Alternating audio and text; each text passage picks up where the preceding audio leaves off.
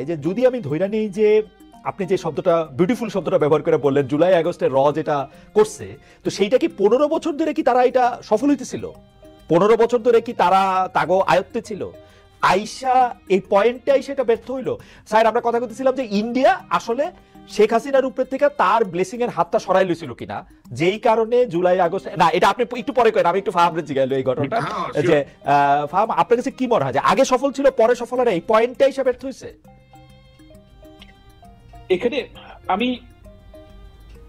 দেখেন ভাই, আমি আপনাকে একটা এইখানে কিছু কথা বলা যায়, ঠিক আছে বলি, আমি একটু রিস্ক নিয়ে কথাটা বলি। রিস্ক নিয়ে কথাটা বলা মানে মানুষের শোনাও দরকার। সেটা হচ্ছে কি, আমার সাথে একজনের কথা হচ্ছিল যিনি ভারতের, সরি ভারত না, আমি বলছি যে বাংলাদেশের ইন্ডিয়ার সাথে যেই গ্যাস এবং মানে এনার্জি ডিল এটার সাথে যুক্ত ছিল। তো উনি আমাকে একটা খুব ইন্টারেস্টিং পার্সপেক্টিভ দিয়েছেন। আপনারা মনে করেন যে এই সময় কিভাবে ঘটনাটা ঘটতো, এটা এগেইন আমি কিন্তু এটা তার ভার্সনটা বলছি, এটা সত্য কি মিথ্যা জাজ করার ক্ষমতা আমার নাই, আমি শুধু তার ভার্সনটা আপনাকে বলছি, কিন্তু এটার মধ্যে ইনস্ট্রাকশন আছে, এটা ইন্টারেস্টিং। তার ভার্সন অনুযায়ী যে ভারতীয় যারা কর্মকর্তা ছিলেন তারা এই ডিলগুলো করতেন কিভাবে, যে বাংলাদেশের গিয়ে বাংলাদেশিদের সাথে ডিল করবে, গভর্নমেন্টকে প্রেসার দিবে থ্রু ইন্ডিয়া। ওকে। এবং তার ভার্সন অনুযায়ী যে এটার মধ্যে যে যারা এই এখানে উপস্থিত যারা মানে ভারতীয় কর্মকর্তা অর্থাৎ হাই কমিশন, তারা এটা আদৌ গভর্নমেন্ট ব্যাকড কিনা কেউ জানে না। এখানে একটা সিন্ডিকেট তৈরি হয়েছিল। এখন এই সিন্ডিকেট যে তৈরি হয়েছিল এটা আপনাকে কি ইঙ্গিত করে? আমার কাছে আমার রিডিং যদি এই ভার্সন সত্যি হয়ে থাকে, আমার কাছে মনে হয় যে এটা একটা ভেরি ডিসফাংশনাল থিং, এবং এখানে একটা একটা অর্গানিকলি একটা সিস্টেম তৈরি হয়েছিল যেখানে বাংলাদেশের লোকেরা মনে করতো যে ভারতের blessing, which is actually not ভারতের ব্লেসিং, এখানে ফাইন্যান্সিয়াল লেনাদেনও হয়তো হতো। এবং মানে অ্যাবসলিউটলি মানে ও ভারতের লোকজনের ঠেকাটা কি, এটাই আমি আসলে বুঝতে চেষ্টা করতেছিলাম যে মানে ঠেকাটা কি। এবং আপনি ফাইন্যান্সিয়াল লেনদেনের কথাটা বলতেছিলেন, আচ্ছা আপনি শেষ করেন তারপরে সরি। আমি এখন এই লেনাদেনে যদি কেউ অভ্যস্ত হয়, আপনি চিন্তা করেন, আমি ওনার ভার্সনটা সত্য বলে ধরে নিচ্ছি ফর ওয়ান সেকেন্ড, এবং আপনি চিন্তা করেন যে আমি একজন ইন্ডিয়ান 30-35 বছরের সরকারি কর্মকর্তা, আমি বাংলাদেশে কাজ করতে এসেছি, কাজ করতে এসে দেখছি যে আমাকে ফ্ল্যাটারিং আচরণ করা হচ্ছে আমার সাথে, এবং আমাকে পয়সা দেওয়া হচ্ছে শুধু ফাঁকর মারার জন্য। আমি তো এতে ইন্টারেস্ট হবই। ওকে, আপনার কথা যদি আপনার পয়েন্ট পরিষ্কার। আমি একটু স্বামীর কাছে জানতে চাই, স্বামী আমার ইয়াটা হচ্ছে যে 15 বছর ধরে আওয়ামী লীগকে ভারত সাপোর্ট করতেছিল, সেই সাপোর্টটা জুলাই আগস্টে সরাই নিছিল কিনা?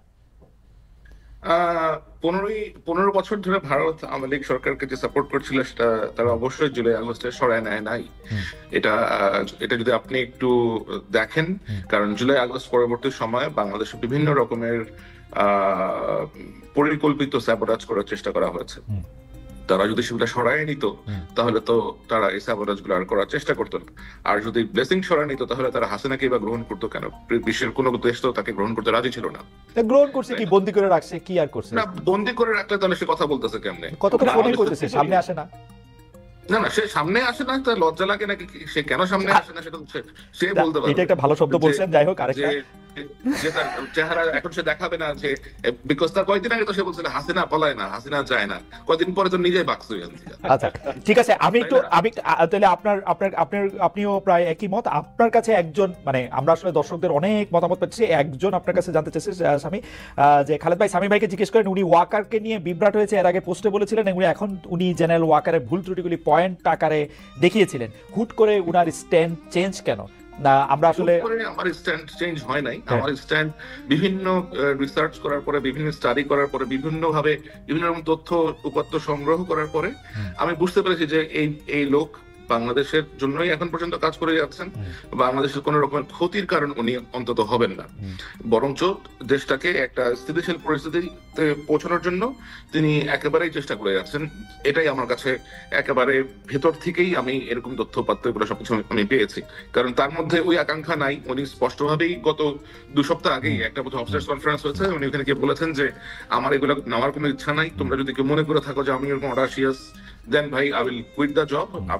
I'm leaving, you guys take over and do whatever you want to. এখন the fact is জেনারেল ওয়াকারের মতো এরকম পপুলার অথবা এরকম অ্যাকসেপ্টেন্স ওয়ালা মিলিটারি অফিসার এবং সেনাপ্রধান বাংলাদেশ সেনাবাহিনীতে গত 15-16 বছরে আসে নাই, to be very frank with you.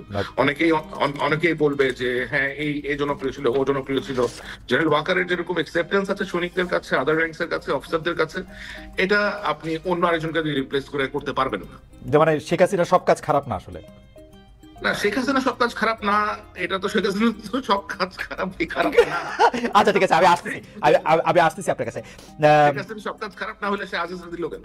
Aziz একটা চোর পাটপাট। হ্যাঁ, আজিজকে দিছে খারাপ, ওয়াকারকে দিছে ভালো। ভালো কাজ খারাপ কাজ সব কাজই করছে আর কি। যাই হোক, আমরা দর্শকদের কাছে জানতে চাইছিলাম দেশের আইন শৃঙ্খলা পরিস্থিতি সন্তোষজনক। স্বরাষ্ট্র উপদেষ্টা জাহাঙ্গীর আলম চৌধুরীর এই দাবি সঠিক বলে মনে করেন কিনা? শতকরা 8% দর্শক মনে করেন যেটা সঠিক, শতকরা 92% মনে করেন সঠিক না। এইটা হচ্ছে 51,000 দর্শক এখানে ভোট দিয়েছেন।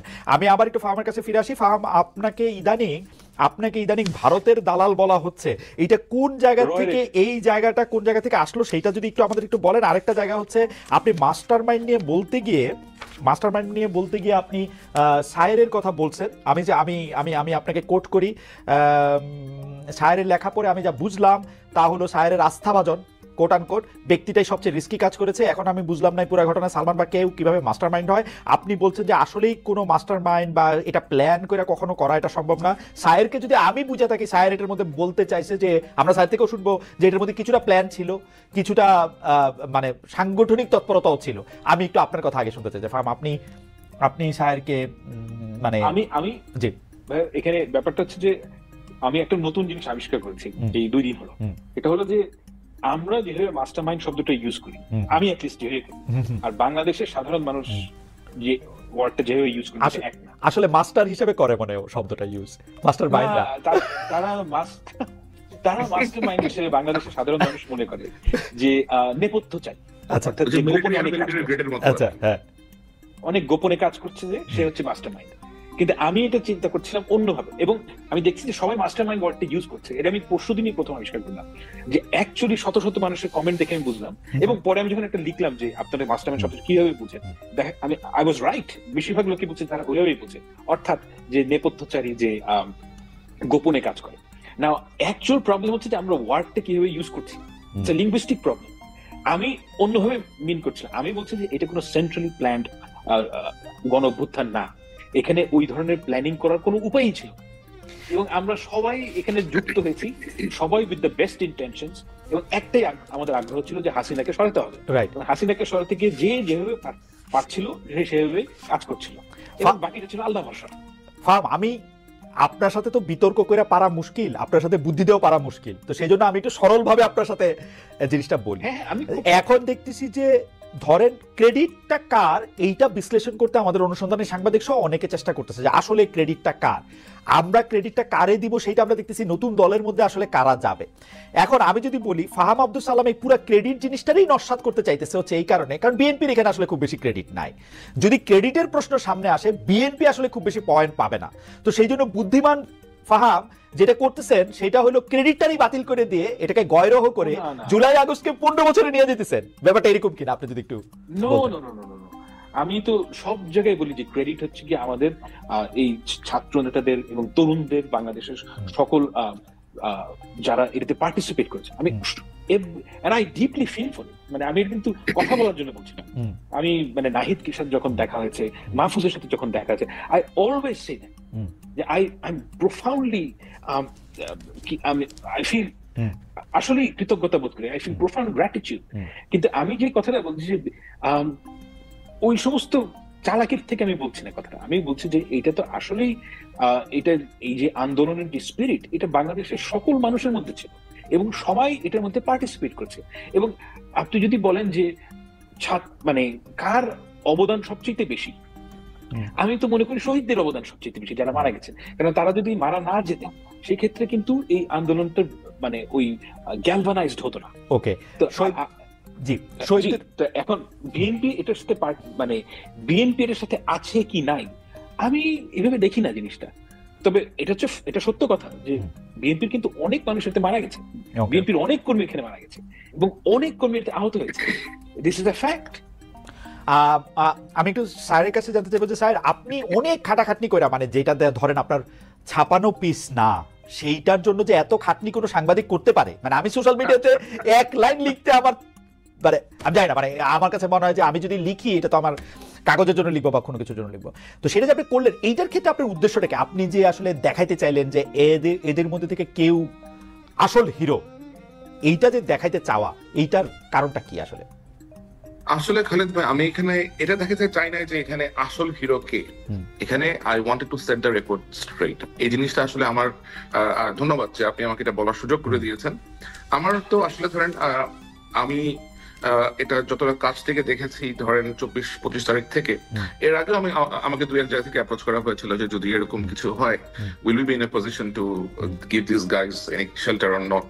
তো সিচুয়েশন আসলে যেদিকে যাচ্ছিল, এটা একটা ছাত্র আন্দোলন ছিল, বৈষম্য বিরোধী ছাত্র আন্দোলন, স্টুডেন্টদের ডিমান্ড ছিল কোটা বিরোধী আন্দোলনটা এক সময় এটার ট্রেজেক্টরি সেট হয় শেখ হাসিনার পতন হিসেবে। তো এখানে ধরেন এক একজন এক একটা রোল প্লে করেছে। যেই রিক্সাওয়ালা অথবা যে ফেরিওয়ালাটা রাস্তাতে বোতল আপনার ওই ওয়াটার ডিস্ট্রিবিউট করেছে, সেও কিন্তু এটার একটা স্টেক হোল্ডার, সেও কিন্তু এখানে একটা রোল প্লে করেছে। You just can't ignore that. So এখানে আজকে এসে বলতেছে আমি এটা করেছি, কালকে এসে বলছে আমি এটা করতেছে, পরশু অমুক বলছে যে না এই তিনজন এটা করতেছে, আবার এই দুজন এটা করতেছে। ভাই এটা it was not a single effort, it was a coordinated effort by a lot of people. Everybody participated. Student লিডাররা পার্টিসিপেট করেছেন, সাধারণ লোকজন পার্টিসিপেট করেছে, সাংবাদিকরা পার্টিসিপেট করেছে, হিউম্যান রাইটস অ্যাক্টিভিস্টরা পার্টিসিপেট করেছে, পলিটিক্যাল পার্টি মেম্বাররা পার্টিসিপেট করেছে। এখন তো এখানে এই ক্রেডিট নামার এখানে কোনো কিছু নাই। তো লাইক আপনি এখানে একজনকে সামনে এনে দিবেন, এটা আমার কাছে বেশ কিন্তু স্যার আপনি তো এটা বলতেছেন, কিন্তু আপনার লেখা পড়ে কি আমরা 3-4টা নাম সামনে পাইলাম না? ধরেন আপনি লেখা পড়লে, আপনি যে কথা এখন বললেন সেই কথার তো এন্টিথিসিস মনে হচ্ছে আমার কাছে লেখাটা। কারণ সেটা আপনি লেখাতে যেটা পড়েছেন সেটা একটা বিশ্লেষণ ধর্মী লেখা আপনি আমার কাছ থেকে পেয়েছেন। পুরো জিনিসটাই টাইম আওয়ার ধরে ধরে, ডেট ধরে ধরে আমি সম্পূর্ণভাবে ন্যারেট করেছি, কখন কি হয়েছে, কে কখন কি বলেছে। এখন তখন যারা যে কথা বলেছে, এখন তারা আমি দেখতে পাইছি তাদের মুখে কথার ফুলঝুরি উঠতেছে আর কি। যে একজন তখন বলছে না আমরা এক দফা দিব না, আমরা 9 দফা নিয়েই থাকবো। আরে তুই এক দফা তখন না দিলে তো লাইক হাউ সেটা উইল গো, এটা তোরা বোঝাইতে হবে। ওটা যখন বোঝানোর জন্য চেষ্টা করা হয়েছে তখন শুনলে যে হ্যাঁ আমাকে মিলিটারি দিয়ে ভয় দেখাইছে। কাউকে মিলিটারি দিয়ে কেউ কোনো ভয় দেখায় নাই ভাই। তোমরা বলা হয়েছে যে এখন যদি এটা এক দফাতে না দাও মানুষজন আরো মারা যাবে, সেটা এক দফা। তো তোমরা যদি লাইক এখন তো আমাকে এই প্রশ্ন করতে হয় যে যদি 2 তারিখে ওরা এক দফার দাবিটা না দিত, if they were not pushed by those group of people, তাহলে কি হইতো? এরা তো 5 তারিখ যে বঙ্গভবনটা ঘেরাও করবে, লাইক আপনি সরি গণভবনটাকে ঘেরাও করবে, এটা তো আপনি রাজি হচ্ছিলেন। ওটা বহুত পুশ করে রাজি করানো হয়েছে এদেরকে। আচ্ছা স্যার, 6 তারিখ 7 তারিখ। আচ্ছা স্যার, আপনার কাছে কি এরকম মনে হয় কিনা যে আপনার এই লেখা পড়া কেউ একটা টেক এরকম নিতে পারে, এখন যে ড্রাইভিং সিটে নাহিদ, মাহফুজ, হাসনাত, সার্জিস, আসিফরা আসে, আপনার লেখা পড়া মনে হতে পারে যে they are not the real deal. আমার রিয়েল ডিলটা রয়েছে হচ্ছে এই কয়জনের মধ্যে, আপনি যারা সালমান কোসেন বা সাদিক কায়েম বা মাসুদ বা বিদেশি সাংবাদিক, তারা এটা মনে হইতে পারে কিনা যে আপনি ওদেরকে একটু এরকম উচিত হবে না, এরকম মনে হওয়া উচিত হবে না। আর নাহিদ বলেন, আপনি আসিফ বলেন, অথবা যারাই ছিল তখন, তাদের সাথে কিন্তু আমার কোন রকমের তখন যোগাযোগ ছিল না, সরাসরি রকমের ভায়া যোগাযোগ ছিল। এবং আমি বুঝতেছিলাম যে তারা এক পা আগাচ্ছে 2 পা পেছাচ্ছে, এক পা আগাচ্ছে 2 পা পেছাচ্ছে। They are kind of confuse যে কি actually what would be the correct decision. তাদেরকে যখন পুশ করা হচ্ছে বিভিন্ন অ্যাঙ্গেল থেকে, শুধু আমার এখান থেকে গেছে তা না, আরো বিভিন্ন অ্যাঙ্গেল থেকে অনেকেই তাদেরকে নিশ্চয়ই অ্যাডভাইস করেছেন, and accordingly they have taken the correct decision. সুতরাং এখানে আমার সাথে যার কানেক্টিভিটি ছিল, আমি দেখেছি how he was manoeuvring the entire operation and keeping his calm. That's all I have praised. এর থেকে বেশি কোনো কিছু না। এবং এটা আমার মনে হয় করা উচিত আমাদের, কারণ আমাদেরকে তো ধরেন যে কাজটা করেছে, যে রোলটা প্লে করেছে, you need to give them the thanks, give them the appreciation that you have done a great job. আচ্ছা স্যার, আপনার কাছে কি কখনো মনে হয় যে আপনি খুব মানে ওপিনিয়নেটেড, কারণ আপনি সোশ্যাল মিডিয়াতে দাবি তুললেন আদিলুর রহমান খান এবং সৈয়দা রেজানা হাসানকে পদত্যাগ করে ফেলতে হবে, তাদেরকে বাদ দিয়ে দিতে হবে, তো এইটা মানে এটা কিরকম জাস্ট পারে আমার এটা তো আসলে এখন আমি এই মুহূর্তে সব করে জিনিসটা তো এখন প্রকাশ করতে পারবো না, কিন্তু মূল মাস্টারমাইন্ড, অনেক কিছুর মূল মাস্টারমাইন্ড একটা লোক আছে, এই লোকটার নাম হচ্ছে নুরুল ইসলাম ভূঁইয়া ছোটন। হ্যাঁ, ওকে, এই লোকটা অনেক কিছুর মাস্টারমাইন্ড, তার সাথে অনেক আছে, মুস্তাইন জহির, তারপরে আরো কে কে আছে, এদের একটা চক্র আছে। এই চক্রটা কি চায় সেটা আমরা জানি, কিন্তু সেটা বাংলাদেশে সম্ভব হবে না, সরি। না আপনি যেহেতু নামই বলে ফেললেন, এই চক্রটা কি চায়? মানে ফাহাম আব্দুল সালাম ওদের পক্ষের লোক? মানে আমি বোঝার জন্য বলতেছি, ফাহাম আব্দুল সালাম ওদের শত্রু? শত্রু। আচ্ছা আচ্ছা, মানে আমি এখন খালিদ ভাই আপনি মজার জিনিসটা দেখবেন, এখন যখন আমরা ন্যাশনালিস্টিক কথাবার্তা বলবো, বাংলাদেশ সেন্ট্রিক কথাবার্তা বলবো, ফাহাম আব্দুল সালামকে বানানো হবে ভারতের চর, ভারতের ইয়া, আমার বানানো হবে আমি কচুকের থেকে শিক্ষা আসলে জিনিসপত্র এবং বহুত কিছু এখন আসবে। ওকে, সো আমি তো কচুকের থেকে শিক্ষা আসতে হ্যাপি, আমি তো দিল্লির থেকে শিক্ষা আসতে চাই নাই ভাই, আমি তো বাংলাদেশি পোলা, আমি কথা বলবো আমার দেশের জন্য। তুমি এসে এই হয়েছে ওই হয়েছে এগুলা কি ভাই? এই সমস্ত বুকিচুকি করার কোনো দরকার আছে নাকি? Work for your country, talk your people's language, like dance in their tune. Don't dance with anybody else's tune. That's my message is very straightforward. I am for my country, I am for my people, I will serve their purpose, I will work for them, and I will if required I will like আচ্ছা sir, এই সিরিজে আচ্ছা sir, এই সিরিজে আমার এটা শেষ প্রশ্ন। ধরেন আপনি এই ঘটনাটার বিস্তার বা এটার পক্ষের প্রমাণ আপনি দিবেন হচ্ছে আসলে পরে, ক্রমশ আপনি লিখবেন, এটা বুঝাই যাইতেছে, কারণ আপনি যেটা বলেন সেটা আমি একবারে ধইরা বাইন্দা কাগজ, কিন্তু যখন পর্যন্ত আপনি এটা লিখেন নাই তখনই নামগুলি বলা এটা ঠিক, মানে হাউ ডাজ ইট সাউন্ড? মানে আপনি আদিলুর রহমান খান, এটা হচ্ছে কি আসলে খালেদ ভাই, যারা এটার সাথে যুক্ত আছে এবং যারা এই জিনিসগুলোর ব্যাপারে কম বেশি, আবার ইউ আস্ক ফাহাম ভাই, you will also agree. You ask any politically না, এটা তো বোঝা গেল ফাহাম যেহেতু উনাদের শত্রু, ফাহামও তো এই কথাই বলবেন, তাহলে আর মানে আপনি আপনার যে of course you have a large circle back in Bangladesh, you just run these things, you just run what I said, যে স্পেসিফিক দরগা শরীফ, ওই একটা নিষিদ্ধ ঘোষিত যে পার্টি, এটারে অ্যাক্টিভ করতে যাচ্ছে কে, এটার যে ব্যান আছে এটার ব্যানটা কে লিফট করতে চায়, গোলাম সারোয়ার নামে একটা ক্যারেক্টার আছে, এক লয়ার, সে কোথায় কোথায় গিয়ে কোঅর্ডিনেট করে বেড়াচ্ছে, এগুলো সব আমরা জানি রে ভাই, কে কোথায় যাচ্ছে, everybody like we know all of this things. আচ্ছা, আমি আপনার কাছ থেকে কথাটা একটু কায়রা নিয়ে আমি একটু ফাহামের কাছে, ফাহাম একটা খেলার কথা বা একটা লক্ষ্যের কথা সায়ের কিছুটা বললো, আমি একটু জানতে পারি বা আপনি একটু বলতে পারেন যে এই লক্ষ্যটা আসলে কি? মানে বাংলাদেশটা কি করবে, মানে কি হইলে সবাই খুব খুশি হবে? মানে সায়ের যে নামগুলি বললেন এবং যারা দেখতেছি যে বাংলাদেশে অনেক কিছু নিয়ে যাদের অনেক ক্ষোভ দুঃখ, সবাই খারাপ, কি হইলে বাংলাদেশটা একটু ভালো হবে? মানে লক্ষ্যটা কি? মানে সায়ের তো বললো না, সায়ের হয়তো পরে বলবে যে কিছু একটা লক্ষ্য তো আছে, লক্ষ্যটা কি? আমি আসলে এটা জানি না, আমি সায়ের মতো এত ইনফরমেশন তো আমার কাছে নাই। তবে আমি একটা কথা, মানে I am confident about it, যে বাংলাদেশে অনেক মানুষ অনেক কিছু প্ল্যান করে, খুব গ্র্যান্ড আইডিয়া নিয়ে, এগুলো ফেল করে।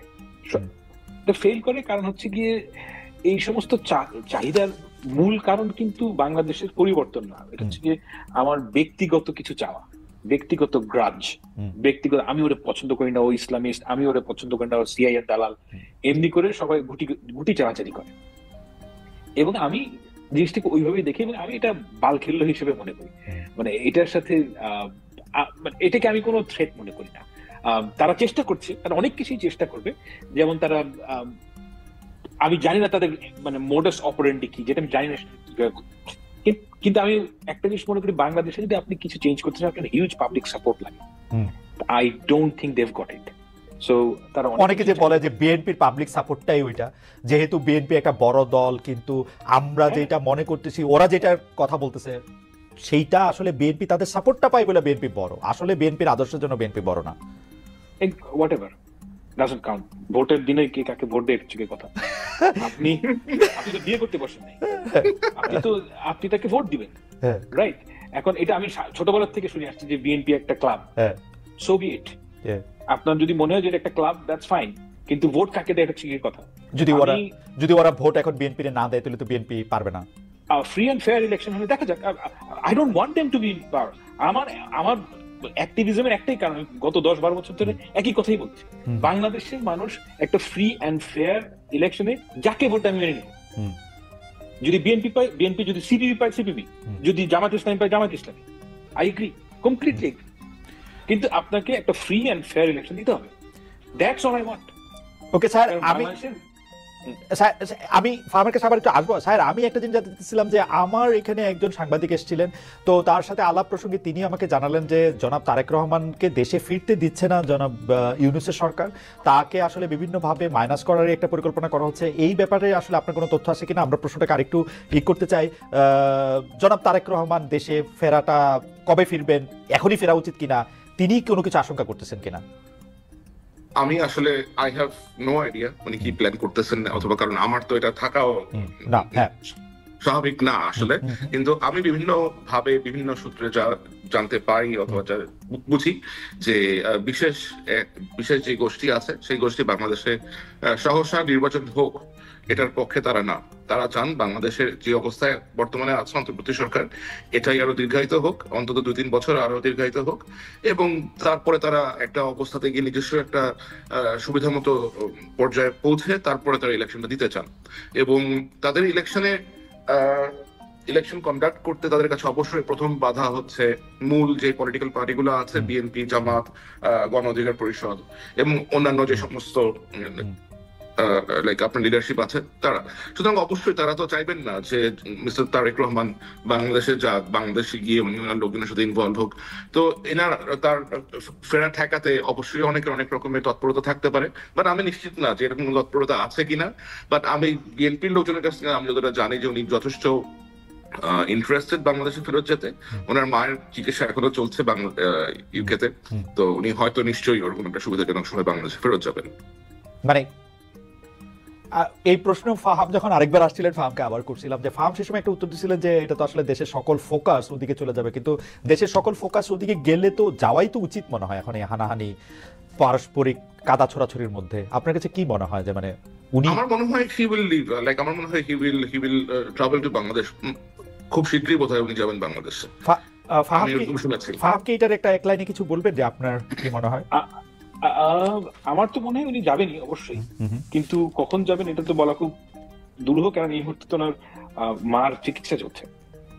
আর উনি বাংলাদেশে যাওয়াটা এটা একটা ঘটনা ঘটবে, তো আমার কাছে মনে হয় না যেটা হুট করে হওয়া সম্ভব। মানে উনি যদি প্ল্যানও করেন, হুট করে হওয়া এটা সম্ভব না। উনি তো আর আমার প্রোফাইলের মানুষটা যে আমি টিকিট কেটে চলে যাবো।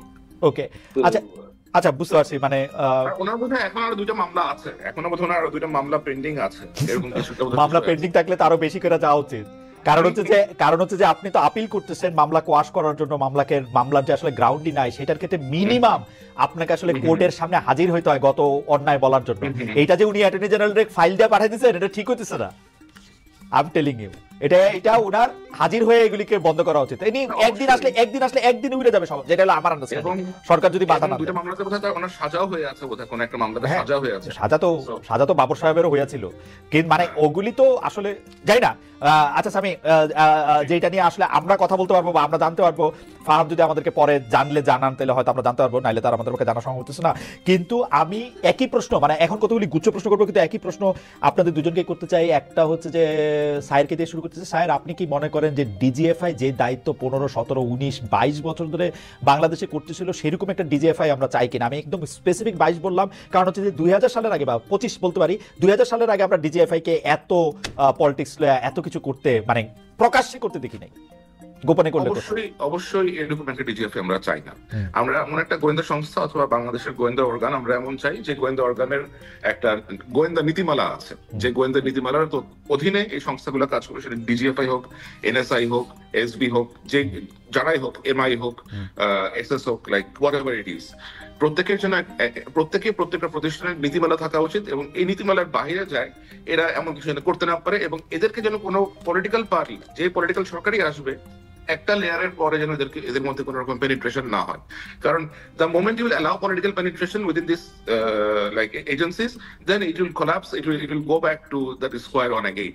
কারণ এদেরকে ব্যবহার করেই কিন্তু আপনার রাজনৈতিক ব্যক্তিরা নিজ যে চেষ্টাগুলো আছে অথবা যে আকাঙ্ক্ষাগুলো আছে ওনার লাইক আপনি চরিতার্থ করে থাকেন। কিন্তু স্যার, আপনি তো এই বিষয়ে বিশেষজ্ঞ, ফার্মের কাছে যাওয়ার আগে একটু জানতে চাই যে আধুনিক রাষ্ট্রগুলা কিন্তু এরকম একটা শক্তিকে তারা ব্যবহার করে, মানে পাকিস্তান আইএসআই এর কথা, ইন্ডিয়ান রাষ্ট্রগুলা যেখানে বৈশাখী শক্তি ব্যবহার করে, কিন্তু আমাদেরকে এখন বুঝে, আপনাকে একটু আগে আমি বললাম যে কেবলা কোনো দিকে দেওয়া যাবে না, কেবলা বাংলাদেশের দিকেই দিতে হবে। এবং আধুনিক রাষ্ট্রগুলোর নিজস্ব ন্যারেটিভ তাদের আপনার প্রতিবেশীর প্রতিও সেট করে দেয়। তো আমাদের নিজস্ব দক্ষতা, নিজস্ব যে ক্যাপাসিটি আছে, ক্যাপাবিলিটি আছে, এগুলো আমাদেরকে বৃদ্ধি করতে হবে। এগুলো বৃদ্ধি করে আমরা আমাদের কেমন একটা পর্যায়ে পৌঁছাইতে হবে যেন আমাদের জন্য যেন একটু ন্যারেটিভ সেট না করতে, বরঞ্চ ওদেরকে যেন আমাদের জন্য ডিসাইড করতে হবে ভাই কিছু করতে যাবো, ট্রাভেল করতে যাবো, আমরা উল্টা বিপদের মধ্যে পড়ে যাবো। সো এদের সক্ষমতাটা বৃদ্ধি করতে হবে এবং এর পিছনে রাজনৈতিক যে লিডারশিপ আছে এদের ওই ইন্টেনশনটা থাকতে হবে। ওকে, ফাহাম আপনার কাছে কি মনে হয় ডিজিএফআই? আমি মনে করি যে ডিজিএফআই প্রথমত এই as this organisation should be disbanded, DGFI এবং র্যাম্প। কারণ এটা এই কারণে যে আমি এটা স্বীকার করি যে ডিজিএফআই এর মতন একটা প্রতিষ্ঠান বাংলাদেশের প্রয়োজন আছে, এই ব্যাপারে আমার কোনো তর্কের অবকাশ নেই। কিন্তু একটা ব্যাপার কি যে দেয়ার কামস এ টাইম যখন একটা জিনিস এত টক্সিক হয়ে যায় নামটা, যে ওই স্যালভেজ করা যায় না ওই টক্সিক ব্র্যান্ডটা। তো আমার কাছে মনে হয় যে ডিজিএফআই ধরনের একটা প্রতিষ্ঠান যে কোনো সার্বভৌম রাষ্ট্রের, যেগুলো লার্জ দেশ, কিন্তু অবশ্যই প্রয়োজনীয়। এই প্রয়োজনের কথা আমি অস্বীকার করছি না, কিন্তু তবে ওইটা যে পলিটিক্যাল যে কথাটা সায়ের বলবো, যে তার মানে এই না যে আমি আওয়ামী লীগকে সাইজ করবো, বিএনপি কে সাইজ করবো, জামাতকে সাইজ করবো, সেই জন্য ডিজিএফআই থাকবে, ডিজিএফআই নিচের তলায় আপনার আয়নাঘর বানাবো, এই মানুষকে এখানে আপনাকে শাস্তি দেবো, এইটা তো ডিজিএফআই কাজ হতে পারে না। এই জন্য আমার কাছে মনে হয় যে ডিজিএফআই কে ডিসব্যান্ড করা উচিত, একটা অন্য নাম ধরে একটা প্রতিষ্ঠান বানানো উচিত যেটার ক্যাপাসিটি বিল্ড করতে হবে। প্রশ্ন নাম্বার 2, এটা আপনাদের দিয়ে শুরু, স্যারের কাছে আমি একটু পরে আসতেছি। সেইটা হলো যে ফরেন ইন্টেলিজেন্স উইং কি বাংলাদেশে অপারেট করতে দেওয়া উচিত ঘোষণা দিয়ে? ফরেন ইন্টেলিজেন্স উইং তো কেউ বলে কই আসে না, মানে তারা তো আসে অন্য গোপনে আসে, মানে কিন্তু সরকারকে জানায় তো আসে, সরকারের একটা খাতা তো থাকে, সরকারকে জানায় আসে? সরকারের খাতায় থাকে তার ডিফেন্স অ্যাটাশে হিসেবে আসে। আচ্ছা, ওকে। সত্যি কথা বলতে কি, আমি কিন্তু কখনোই মনে করি না যে ওই মানে ইন্ডিয়ান মানে information gathering is dependent on them, আমরা নিজেরা গিয়ে দিয়েছি। Absolutely sir, foreign intelligence wing বাংলাদেশে, ফরেন ইন্টেলিজেন্স উইং বাংলাদেশে এখন বিগত সরকারের সময় আমরা যেটা দেখেছি যে পাকিস্তানে গোয়েন্দা বৃত্তির অভিযোগে অভিযুক্ত এক কর্মকর্তা রাজেশ অগ্নিহোত্রী, ওনাকে বেশ বড় নিউজ হয়েছিল তাকে নিয়ে, যে উনি পাকিস্তানে ভারতীয় গোয়েন্দা সংস্থা র এর জন্য বিভিন্ন রকমের অপারেশনে লিপ্ত আছেন। পরবর্তীতে তাকে ফেরত পাঠানো হয় ভারতে, এবং ওই একই ব্যক্তি বাংলাদেশে অ্যাপয়েন্টেড হন। এবং এখন ধরেন আপনি যখন এরকম কোন ব্যক্তিকে অথবা কোন ডিপ্লোম্যাটকে অ্যাসাইন করবেন কোন নির্দিষ্ট দেশে, প্রথমে আপনাকে একটা অ্যাপ্রুভালের জন্য পাঠানো হয়। If you accept it then only that individual can come, you know that. তো এখন যখন এটা দেওয়া হয় তখন কিন্তু একটা ওয়েটিং হয়, ওই ওয়েটিং এ চলে আসার কথা যে এই ব্যক্তিটা অ্যাকচুয়ালি কে। তো ওই ওয়েটিং এ যদি বের হয়ে আসে যে এটা একটা গোয়েন্দা সংস্থার অফিসার, তাহলে তো আপনাকে অবশ্যই সেটা অ্যালাউ করা উচিত না। আর যদি এটা মিউচুয়াল আন্ডারস্ট্যান্ডিং এ হয় যে আমার দেশের একজন তোমার দেশে যাবে আমাদের কোঅর্ডিনেশনের জন্য, বাট তার কাজ এটা না যে ওই পার্টির সাথে বসে মিটিং করা, এটা করা, অমুক স্কুলে যাবা, অমুক মসজিদে যাবা, অমুক মন্দিরে যাবা, ওইখানে গিয়ে গুটিচালি করা, এগুলো অ্যালাউ করা যাবে। ওকে, পরবর্তী প্রশ্ন, জেনারেল ওয়াকারকে নিয়ে দুই রকম কথা শোনা যায়। এক হচ্ছে যে তিনি আসলে শেখ হাসিনাকে দেশ থেকে পালাতে দিয়েছেন, তিনি অনেক আর্মির আওয়ামী লীগের শীর্ষ নেতাদের অনেকের ক্ষেত্রে চোখ বন্ধ করে রেখেছেন, তিনি শেখ হাসিনার একজন এমপ্লয়েড লোক, মানে মনোনীত একজন লোক ছিলেন, তিনি শেখ হাসিনার স্বার্থ অনেকভাবে দেখেছেন। আসলে জেনারেল ওয়াকারকে কিভাবে বিবেচনা করা হবে, আপনি যদি এক দুই বাক্যে বলেন। সামি, আপনাকে। আমি জেনারেল ওয়াকারের বিষয়ে আমি তার খুবই ঘনিষ্ঠ মাধ্যম থেকে আমি যেটা জেনেছি, 5ই আগস্ট সকালবেলা উনি আপনার নামাজ পড়ে উঠে হি ওয়াজ ক্রাইং। আমি জানি না এটা কতটা সত্যি কতটা মিথ্যা, and he was asking the close person যে আল্লাহ এটা আমাকে কিসের মধ্যে ফেললাম, why me and why at this time, what should I do. এবং এই উনি যদি আসলে ওরকমই ব্যক্তি হতেন, ধরেন আপনি যদি if you put beside him general Aziz অথবা জেনারেল শফি, উনি যে লাস্ট যিনি ছিলেন, আমার মনে হয় things would be extremely otherwise for the country. এই ভদ্রলোক উনি মিলিটারি অফিসার হিসেবে যথেষ্ট কেপেবল একজন অফিসার, এবং তার যোগ্যতার নিয়ে তিনি শেখ হাসিনাকে হেলিকপ্টারে উঠাইলেন কেন? এখন হেলিকপ্টারে না উঠে এখন would he allow to let people kill her? লোকজনের আগে আটকাই দিতে পারতেন, উনি চাইলে তো পারতেনই। He let people come and then Sheikh হাসিনাকে হেলিকপ্টারে উঠাইলেন, মানে এটা কেমনে, এই গল্প আমরা পরে কেমনে মিলাবো? উনি তো ব্যারিকেড দেন নাই লোকজনরে, আর্মি ব্যারিকেড দেয় নাই, কিন্তু আর্মি ঢাকার প্রত্যেকটা জায়গা থেকে লোকজনের ছাড়ছে, লোকজন আসছে। আসার পরে উনি আবার হেলিকপ্টারে তুলে দিচ্ছেন মাননীয় প্রধানমন্ত্রীকে তার আমলে।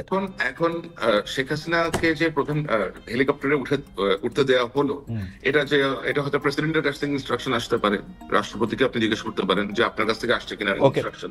ওকে, এটা নিয়ে আমার কিছু, এইটা একটা ভালো কথা বলছেন, আমি প্রেসিডেন্টের কথাটা ডায়েরিতে লিখে রাখলাম, যদি সুযোগ পাই তাহলে নিশ্চয়ই জিজ্ঞেস করব। কারণ he is the chief of all the armed forces. গল্পগুলি টির মাথা একটু কাইটা দেন তো, যে এইটা না, আমি হলো একই কাজ করতাম, মানে আমি যদি ওনার জায়গায় থাকতাম, আমি ফাহাম না, আমি যদি মিলিটারি চিফ হতাম, তখন ঘটনা হচ্ছে এরকম যে আপনি at that point in time he knew যে যদি জনগণ যদি গণভবনে যায়, হাসিনাকে ধরে মুসলিনের মতন করে উল্টা করে ফাঁসি দিয়ে আর 3 দিন ধরে লটকায় রাখবে, অ্যাবসলিউটলি গ্যারান্টিড এই ঘটনাটা ঘটতো। এখন আপনি যদি ওইটা অ্যাভয়েড করতে চান, আপনি হোয়াট আর দ্য অপশনস? আপনি তাকে দেশ থেকে বের করে দেন, এটা নাম্বার 1। নাম্বার 2 হচ্ছে আপনি তাকে কোনো জায়গায় ভরে রাখবেন, অর্থাৎ মানে জেলে টেলে কোনো একটা জায়গা রাখবেন। জেলে রাখতে গেলে মহাবিপদ হতো ওই সময়, কারণ এই দেশেরই মানুষ গিয়ে ওই জেল ভাঙতো, ভেঙে তাকে বের করে হয়তো মুসলিমের মতো করে লটকা দিত। হ্যাঁ, তো উনি ওই মোমেন্টে যেভাবে চিন্তা করেছেন, দেখেন উনি তো ওই মোমেন্টে জানেন নাই। আমরা কিন্তু সবাই ভাবছিলাম যে হাসিনা পালালে আওয়ামী লীগের লোকরা মনে করতো লাখ লাখ লোক মারা যাবে। হ্যাঁ, 100টা লোক তো মরেনি, বাংলাদেশের মানুষ তো আসলে প্রতিশোধ পরায়ণ হয় নাই, কিন্তু ওই বিপদটা তো ওই সময় আমরা কেউ জানতাম না। তো ওই না জানা অবস্থায় উনি এট দ্যাট মোমেন্ট উনি মনে করেছেন যে হাসিনাকে বিদেশে পাঠানো হচ্ছে বেস্ট অপশন। এবং এইটা এমন না যে আমি আমার আত্মীয়কে বাঁচালাম, আমার কাছে মনে হয়েছে যে ওই মোমেন্টে অনেক সেন্সিবল লোক এই ডিসিশনটাই নিত, অনেক সেন্সিবল লোক। এখন হয়তো নিবে না, কিন্তু ওই মোমেন্টে থাকলে ওই ডিসিশনটাই নিত। কিন্তু আমি একটা জিনিস বুঝতে পারি না, মানে কেন আমার কাছে একটু লাগে যে শেখ হাসিনার তো Ashis, can you extend for another 10 minutes or 15? Sorry, thank you.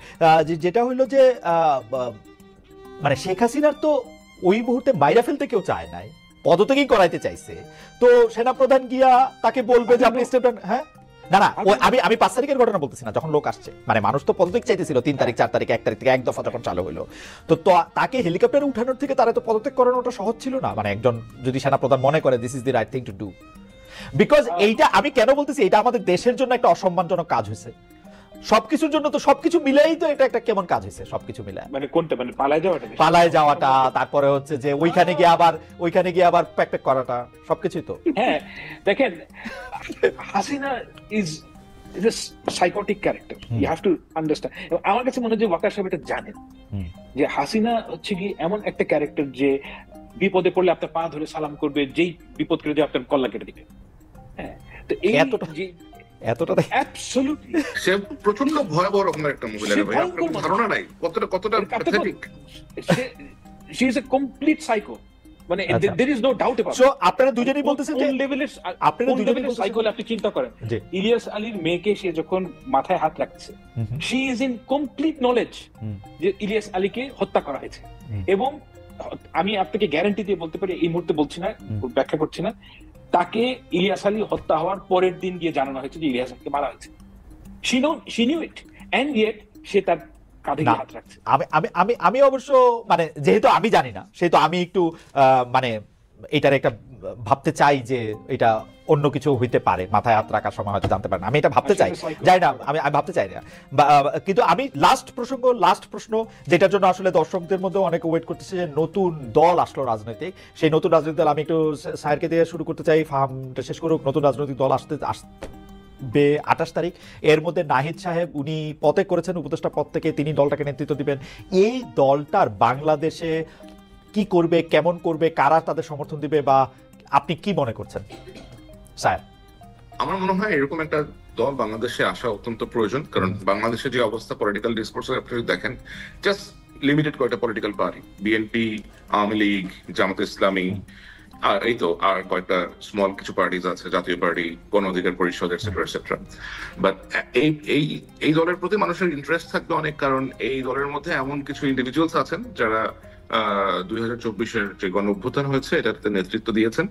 তো অবশ্যই মানুষের অনেক ইন্টারেস্ট থাকবে যে তারা কিভাবে অপারেট করে। আমার এক্সপেকটেশন ওইটাই থাকবে যে তারা যেন দলের মধ্যে দলের কলেবর বৃদ্ধি করার জন্য কোন গুপ্ত সংগঠনের ব্যক্তিদেরকে তাদের সাথে করে অ্যাটাচ না করেন, এবং এমন কোন কর্মকাণ্ড না করেন যা বাংলাদেশের গণতন্ত্রের প্রতি হুমকি হয়ে দাঁড়ায়। এরা নতুন রাজনৈতিক দলটি যে দুইটা রাজনৈতিক দল বা তিনটা রাজনৈতিক দলের নাম আপনি বললেন তাদের থেকে আলাদা হবে বলে আপনি মনে করেন? I think time will say that. আচ্ছা, এটা টাইম বলে দিবে। আমি একটু ফার্মের কাছে যেতে চাই। ফার্ম, নতুন রাজনৈতিক দল সম্পর্কে আপনার একটু ধারণা এবং তারা অন্য রাজনৈতিক দলগুলি থেকে আলাদা হবে কিনা? প্রথমে আমি একটা কথা বলি যে এই তরুণ যে ছাত্র নেতা এরা আমার ভাই, আমি আই ফার্মলি বিলিভ ইট। এবং আমার সাথে নাহিদের যখন দেখা যাচ্ছে, I congratulated him, he told me যে this is going to happen. আমি তাদের সর্বাঙ্গীন মঙ্গল কামনা করি এবং আমি পুরোপুরি মনে করি যে বাংলাদেশের জন্য এটা একটা খুবই জরুরি জিনিস। বাংলাদেশের যে পলিটিক্যাল বন্দোবস্ত, অর্থাৎ আওয়ামী লীগ চলে গেলে, আওয়ামী লীগ না থাকলে আওয়ামী লীগের যে ভোট, এটা দেওয়ার জন্য একটা প্রপার বিরোধী দল, অনেকগুলা মানে লেজিটিমেট কন্টেন্ডার থাকা উচিত। এবং সেই কন্টেন্ডার থাকার জন্য অনেকগুলো দল থাকলে ইটস গুড, হেলথি পলিটিক্স থাকা উচিত। এবং আমি তাদের সর্বাঙ্গীন ভালো জিনিস কামনা করি। It's truth. Now the question হচ্ছে যে তারা কি ধরনের পলিটিক্যাল পার্টি হবে। This is a very important question. আমার কাছে যেটা তাদের জন্য যে পলিটিক্যাল ন্যারেটিভ, আপনি তো এটা সারা জীবন এটা পেডল করতে পারবেন না যে আমরা তরুণদের দল, এটা তো ধরেন এখন পারবেন, নেক্সট নির্বাচন হয়তো পারবেন, তারপর পারবেন। তো এটার জন্য কিছু পলিটিক্যাল প্রোগ্রাম থাকতে হবে, পলিটিক্যাল ন্যারেটিভ থাকতে হবে যেটা কন্ট্রাস্ট করে with BNP and Jamaat Islami. And this is a very challenging area. মানে আপনি যদি এমন একটা পলিটিক্যাল পার্টির এমন একটা ফিলসফি নিয়ে আসেন যেটা বিএনপির সাথে ভীষণভাবে অ্যালাইন করে, তাহলে আপনার জন্য ওই পলিটিক্স নিয়ে মানুষের কাছে যাওয়াটা খুব খুব ডিফিকাল্ট হবে। মানে আপনি তো নাবাদী কাজ দিয়ে না, মানে পলিটিক্যাল ফিলসফি ঠিক করতে পারবেন। মানে আরেকটা ছোটদের বিএনপি হইলে খুব বেশি সুবিধা হবে না, বা ছোটদের জামাত ইসলামী হইলে? ইয়েস, আমার কাছে মনে হয় তাদের সেন্টার লেফটে গেলে তাদের জন্য বেটার। ছোটদের সিপিবি বা বড়দের সিপিবি? না, সেন্টার লেফট মানে আমি ঠিক মানে বামপন্থা হিসেবে বলিনি। ও আচ্ছা আচ্ছা, এটা আচ্ছা আচ্ছা আচ্ছা, আমি বলছি তাদের প্রোগ্রামগুলা। কারণ বাংলাদেশে আমি মনে করি না যে আওয়ামী লীগের যে ন্যারেটিভ, সেই ন্যারেটিভ যদি আপনি আনা শুরু করেন আপনি পলিটিক্সে টিকতে পারবেন। কিন্তু আপনার যে পলিটিক্যাল ইকোনমিক প্রোগ্রাম, সেই ক্ষেত্রে আপনি সেন্টার লেফটের পজিশন ধরলে কিন্তু এটার সফল হওয়ার সম্ভাবনা আছে। আচ্ছা, মানে লাস্ট মন্তব্য সেইটা হচ্ছে যে স্বামী, আওয়ামী লীগের নেগেটিভটা বিএনপি এখন বেশি করে বলতেছে, এটা মানুষজন একটা বলে। আর দুই নাম্বার কথা হচ্ছে যে এই বিএনপি এই তরুণ যে রাজনৈতিক দল হইতেছে তাদেরকে, তারপর হচ্ছে গণ অধিকার পরিষদকে, নূর সাহেবের দলকে শেষমেশ নিয়ে 5টা 3টা 4টা 2টা দিয়ে একটা নির্বাচনী বলয় তৈরি হবে, জামাত ইসলামকে বাদ দিয়ে আর বাকি সবার মধ্যে। এইটা সম্ভাবনা আপনি কত দেখেন? আপনি একটু যদি 20-40 মিনিটে যদি একটু বলেন, এটা আমি ফাহাম থেকে একটা লাস্ট লাইন শুনবো। এটা নিয়ে বিএনপি, আওয়ামী লীগের নেগেটিভ বিএনপি বলে, এটা হচ্ছে আওয়ামী লীগের ন্যারেটিভ বিএনপি বলে, কারণ বিএনপির কথাবার্তা আওয়ামী লীগের থেকে বেশ ডিফারেন্ট। আমি like the way I have notice যে তারা ওদের বডি ল্যাঙ্গুয়েজ, টোন এবং অ্যাপ্রোচ ইজ ভেরি ডিফারেন্ট দেন আওয়ামী লীগ। আর ওরা অন্যদের সাথে কোন রকম মোর্চা করবে কিনা অথবা যৌথভাবে নির্বাচন করবে কিনা, এগুলো সম্পূর্ণভাবে তাদের রাজনৈতিক ব্যাপার। লাইক আমি এই সমস্ত রাজনৈতিক ব্যাপারে মতামত প্রকাশ করতে খুব বেশি একটা কমফোর্টেবল না। ওকে, ঠিক আছে, তাহলে আমরা ফার্মকেই বলি যে ফার্ম আসলে আওয়ামী লীগের নেগেটিভটা বিএনপি দিতেছে কিনা এখন অনেকে বলতেছে না। অ্যাবসলিউটলি না। আচ্ছা, মানে কোন নেগেটিভটা দিচ্ছে? এই যে বলতেছে 71 মুক্তিযুদ্ধ, আওয়ামী লীগ যেরকম করে কথা বলতো ওইটাকে ভাঙা যাবে না, সংবিধান চেঞ্জ করা যাবে না, প্রেসিডেন্টকে সরানো যাবে না, বঙ্গবন্ধুর 32 নম্বর ভাঙা ঠিক হয় নাই, ইত্যাদি। আমার কাছে তো দেখেন, আপনি যদি একটা রেসপন্সিবল পলিটিক্যাল পার্টি হন, আপনি যে কোনো একটা জিনিস চাওয়ার আগে আপনাকে বুঝতে হবে how to deal with it. হ্যাঁ, আপনি চুপ্পুকে সরাবেন, দ্যাটস ফাইন। চুপ্পুকে সরানোর পর কে আসবে? এটা একজন ইউটিউবারের কাছে এটা গুরুত্বপূর্ণ বিষয় না। কিন্তু যখন আপনি একটা রেসপন্সিবল পলিটিক্যাল পার্টি হবে, তখন আপনি দেখবেন যে চুপ্পুকে যদি সরানো হয়, এরপর যে লোকটা আসবে সে কি হবে। আমরা একটা ডিজে ঠিক করতে পারি না। আমরা একটা ডিজে ঠিক করতে গেলে পুরো জাতি দুই ভাগ হয়ে যায়। একটা শিল্পকলার ডিজে ঠিক করতে গেলে, একটা প্রেসিডেন্ট ঠিক করতে গেলে সর্বনাশ হয়ে যাবে। তো এই কারণে তারা চুপ্পুর ফ্যান না। BNP, Chuppu is literally, not literally, Chuppu is effective, in effect, he's in house arrest. Right. তো এখন চুপ্পুর ফ্যান না বিএনপি, কিন্তু চুপ্পুকে সরাতে গেলে যে বিপদটা হবে সেই বিপদটাকে অ্যান্টিসিপেট করা ইউটিউবারদের কাজ না। কিন্তু যেই রেসপন্সিবল পলিটিক্যাল সত্যি কি ধরেন ধরেন ধরেন চুপু সাহেবের বদলে অন্য একজন সাহেবকে প্রেসিডেন্ট করলে কি হইতো শপথ নেওয়া? না না, আপনি যাকে আনবেন এই লোকটা কে? যে কোনো একটা র্যান্ডম লোক, নাকি আপনি প্রেসিডেন্ট কি একটা র্যান্ডম লোককে এই কাজটা? শেখ হাসিনা যে করলো র্যান্ডম লোকের প্রেসিডেন্ট, এটাই তো খারাপ কাজ হয়েছে। মানে এই পজিশনগুলোর তো মর্তবা আছে। র্যান্ডম লোককে ধরে আপনি প্রেসিডেন্ট কেন বানাবেন? ঠিক আছে, আমরা অনেকগুলি বিষয়, অনেক গুরুত্বপূর্ণ আলোচনা আজকে শুনলাম। জনাব ফাওয়াদ আব্দুল সালাম, আপনাকে অনেক ধন্যবাদ। অনেক ধন্যবাদ জুলকারনাইন স্যার, অনেকগুলি বিষয় নিয়ে আসলে আমরা কথা বলেছি। আমি নিজেই আজকের অনুষ্ঠানটা নিশ্চয়ই আরো বার দেখে আরো বিষয় আমার নিজের কাছে আমি দেখতে পারবো। অনেক